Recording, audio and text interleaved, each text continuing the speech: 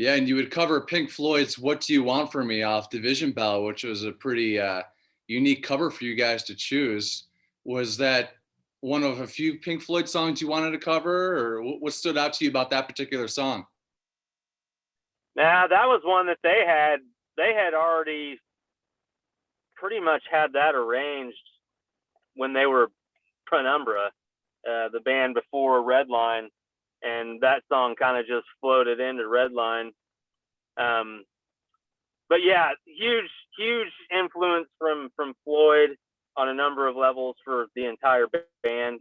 Just so happened that my background and all of their background met within the same, it was the same era, a lot of the same influences. So that was nice to have when we all came together. But yeah, Pink Floyd's been a huge influence on us over the years, and I think that they just chose that one because it was definitely unique.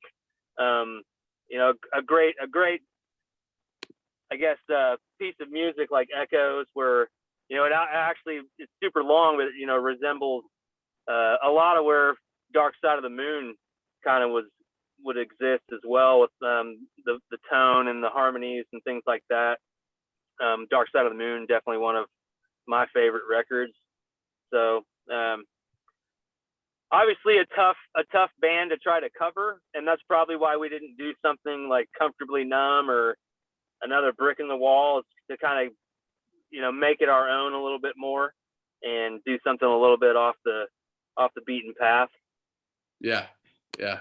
Well, you mentioned Echoes. Echoes, one of my all-time favorite songs, period. I think through college I had a go to sleep playlist, and Echoes was it, and love that. That middle part with the crows cawing, and when it comes back, it's and the Pompeii performance. I'm sure you've seen them live in Pompeii, and the performance of Echoes, absolutely incredible. But you like to snowboard, huh? I do.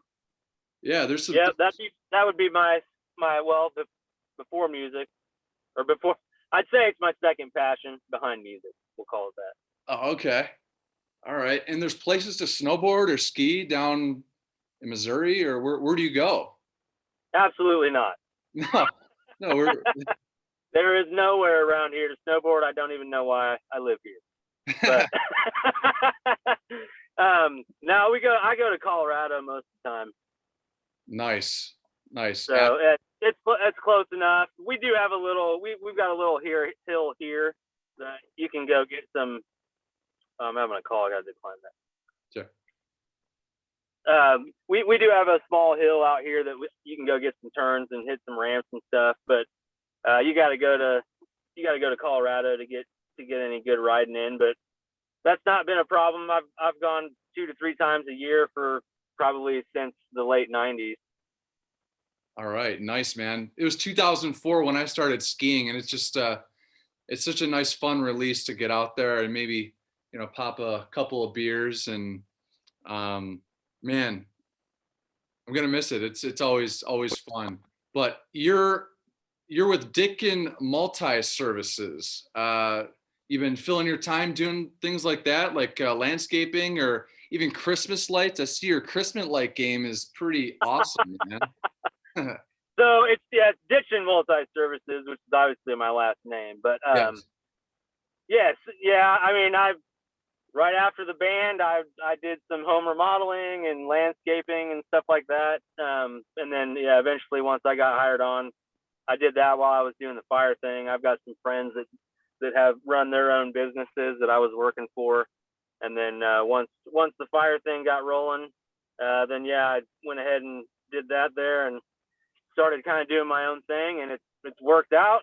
I do a lot of painting, a lot of cabinet refinishing, and Christmas lighting has become a pretty big deal. It's fun, and there seems to be a big need for it, and it kind of helps out at the end of the year, bringing some money in. So I've been working pretty hard just doing all that stuff. I'm hoping to put out more music, and actually have been working on some music, which we can talk about at some point if you want to. But let's hear it. Let's hear it, man. Well, Also, I'd like to mention that Dave, our guitar player, he's been in a project for a number of years now. They're called Search and Seizure. They're based out of Kansas City here. So if anybody wants to check them out, they got songs on Spotify and everything. And then over the last few years, I've been working on, and it's a slow process because obviously I'm pretty busy. I've also got 3 daughters, all of which are in competitive softball, and I'm the head coach of one of the teams. And so my life is very different now. I love it. And it's been a change that's been a better change for me. And I remarried and very happy with my life right now. But I do miss music. So I've been working with basically it's the group was my first band ever. Back when I was 21, I joined a band in college, and we existed for a couple of years, played the bars around college, and kind of tried to rule the town as one of the only rock bands in Lawrence, Kansas, where I went to KU for college. Then that band kind of disbanded. The guitar player moved to Hollywood, became an attorney. The drummer went the metal route, has been pretty successful in the metal industry. And the bass player kind of went his own direction, stayed in music though. So after about 20 years, we decided that we were going to put something back together and see what happens. So me and the guitar player have been working on a record. We've got about 18 demos working. It's going to be in the same vein. I would probably, if I had to pinpoint something to connect it to, it'd be in the vein of Velvet Revolver type of stuff. I'll probably withhold the name for now because I don't know what we're going to do with that, but just so that people know, there is something coming that my vocals will be on, and it's with some pretty talented musicians. So we're excited about it, and it's kind of good to get back into it and be doing something. Awesome, man. Yeah, we'll check out Search and Seizure, and also keep a lookout for the new Velvet Revolver sounding band. It's funny, I just came across a Velvet Revolver interview from Howard Stern from 2004. It was just posted. I'll include that in a link below too. Hilarious, man. Oh my God, it's so funny. Great. Can't wait to hear it. We're here with Brett Ditgen, formerly of Redline Chemistry, new band in the works. Fucking right. You worked with Nick Raskulinecz, famed producer. He's worked with Rush and I think Korn and my boys in Mastodon and Deftones and Alice in Chains. Right around the time that he was working on your record Tug of War, 2012, 2013, he was working on 2 of some of my all-time favorite records, and that was Deftones, I'm assuming, Koi no Yokan, and Alice in Chains' The Delpa Dinosaurs here. How the heck was it working with Nick Raskulinecz, man? It was amazing. That was an experience that I'm glad we got to do. The whole process was, we got to spend more time. We had never worked on a record like that. We were out in LA for, a month or 2, getting all the music recorded. And then we ended up going back to Nashville for a couple months to do all the lead guitars and vocals. But overall, it was, definitely an experience to be remembered in the fact that just working with somebody of his caliber, we were actually in the studio with Alice in Chains at the same time in Hollywood. They were recording in the next studio. So he was actually handling both records at the same time.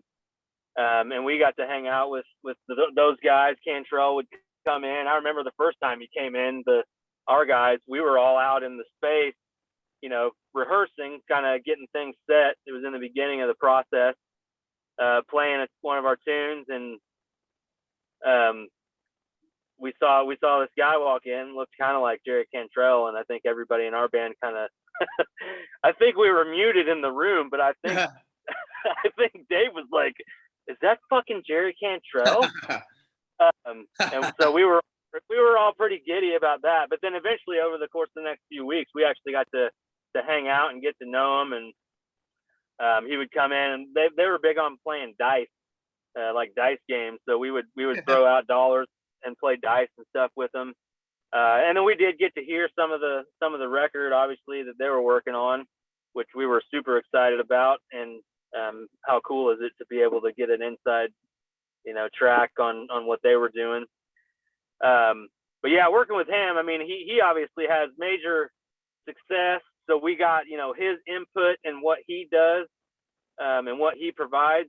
But we were also able to maintain our identity and write our music. He basically just helped make it better. So we were really stoked about that record. I'd be lying if it wasn't disappointing to us that things had to end for us just a few months after we released that record. Unfortunately, the situation just wasn't. It wasn't a situation we could overcome financially. So unfortunately, we had to hang it up. But I'm glad we had the opportunity, and I hope more people can get a chance to listen to it, because I think that, had we been able to move forward, we'd have gotten more exposure for that record. Paralyzed did really well, but I think things just kind of fell off. So you always wish you could get more of an audience to hear something like that, when we were so proud of it. But yeah, Paralyzed is a sick music video. Again, I'll include that below. I love a good video where the band's performing, and just you really feel it, man. I like that one a lot. And Tug of War, yeah, Tug of War is the record, came out in 2013. Redline Chemistry's final record, and then went on tour with Whitesnake. I didn't know your final tour was Whitesnake. That's a beautiful thing, and you have experiences, my man, that as I'm sure you've heard before, so many people would die for. And if I remember correctly, you had a record called Dying for a Living.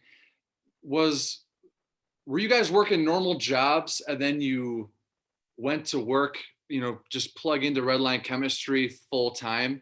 I don't know if there was an interview that you were talking about how you wrote the music for Dying for a Living about working a job that you don't want to do and then switching that over to. Am I wrong there? Or? No, I mean, for a long time we were just a rock band in Kansas City trying to gain exposure. So yeah, we all had jobs. I used to be a mortgage broker. That was back when I first joined the band, and there's a song called Home that pretty sure it's on Dying for a Living. That song was basically about hating that type of gig or whatever. But we all had regular lives, just like any other band that's trying to get going. We were weekend warriors touring regionally and doing what we had to do, making very little money and just trying to gain traction on a regional level. And then in 2009 we landed in a situation that allowed us to put together a team of people that had industry experience, with basically somebody that was investing money to help do that. There was a time where Epic Records was targeting or we were on their radar. We were working to potentially get something going, and then there was a change of positions within Epic, in the upper level, who was the guy that was championing us, and so we had our resources connect with those resources, and then basically built a label around us, and started off pretty good, and like I said, we had a great time. That tour was awesome, but we were able to quit our jobs at that point, get in the studio, write Dying for a Living, and then we wrote that record pretty quickly, within like 6 months, and I think we were touring I think we signed in September and we're touring by May. So, I guess it's not that little of a time, but that's about the time frame that record came out. so that was our first experience as being able to actually work in a studio full time and make music our career. And then obviously for the next 4 to 5 years, we were able to do that. We also obviously put out that acoustic, kind of short acoustic record, Easy Does It, in between Dying for a Living and Tug of War, which we had a good time doing that as well. Yeah, it was right around that time that my good buddy Christian Lavender, he lives in Maryland, shared with me your Dumb Luck song. And as soon as I heard it, like I said before in our chat here, heard Jerry Cantrell, I heard Alice in Chains, I heard Stone Temple Pilots, and I really liked that song and the overall sound of your band, man. 2013, like I said, I moved out to San Diego, and I didn't know anyone there. Just a kind of a dream of mine, like you had in your industry, and I wanted to like get into acting and get into the music industry, you know, just to be closer to the action. And Dumb Luck and your voice and those words really really meant a lot. And thank you for that song, because I'd be in my 500 square foot studio apartment along the ocean breeze coming in, killer, this is actually happening, man, you're doing it, and just blasting that particular song. I had a San Diego playlist, and between the Sublime and STP and Korn and all that shit, there was some red line chemistry. So Dumb Luck, what does that song mean to you, Brett? I mean, it means a lot in that it was our first song that, you know, really hit radio nationally and get us traction and kind of launch us into being able to do that.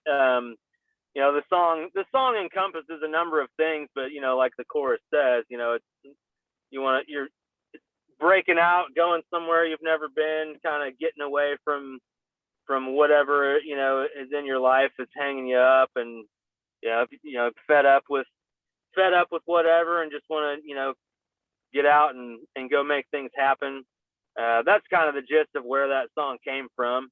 You know, it kind of just talks about, you know, one of my favorite lyrics in that song was, of course, I'm horrible at remembering songs when I'm not in the song itself, but waking up and wiping the mud out of my eyes, and, you know, that was kind of a sentiment, you know, where if you're living in a life that you're, you know, not really appreciating or happy with, you know, you got to get up and make a change or go after what you want. And so that kind of is what that song means to me. I think we all got tired of it over the course of time, just because it becomes that type of song where for some reason you just hate your own music or something. Yeah. But yeah, no, it was a great song for us and what it did for us. Yeah. Well, I started this podcast last year during quarantine as kind of a, you know, I'm in real estate, so just plugging away, go. What a unique time to be in there. But this is my rock and roll time. And we have right here, Brett Ditgen, formerly of Redline Chemistry, Firefighter, and overall badass Ditgen Multi-Services, right? Christmas light professional, right? So yeah. Jack of all trades, master of none. But I bring people on that have had influence on who I am and who I admire, and it's really, really cool that I got to hear from you, dude. So thanks for that. Thanks.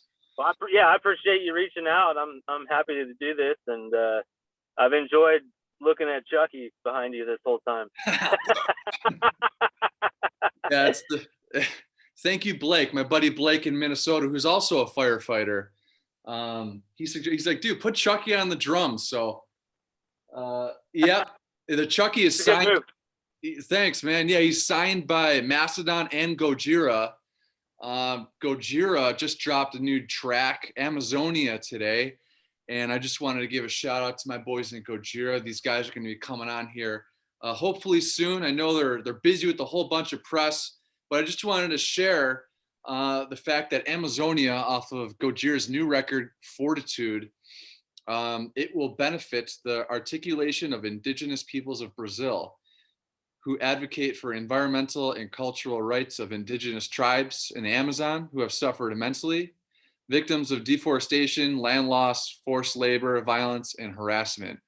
And I think metal gets a bad rap overall, that it's just like, oh, fuck you, and all this kind of stuff. But there's a lot of bands out there, bro, that, as you know, that they're full of soul and feel and a great care for the world. And that is exactly what makes me the most proud of my boys in Gojira, conquering the world through fucking metal and heaviness and banging my head, which I don't bang my head anymore. Too much damage back here.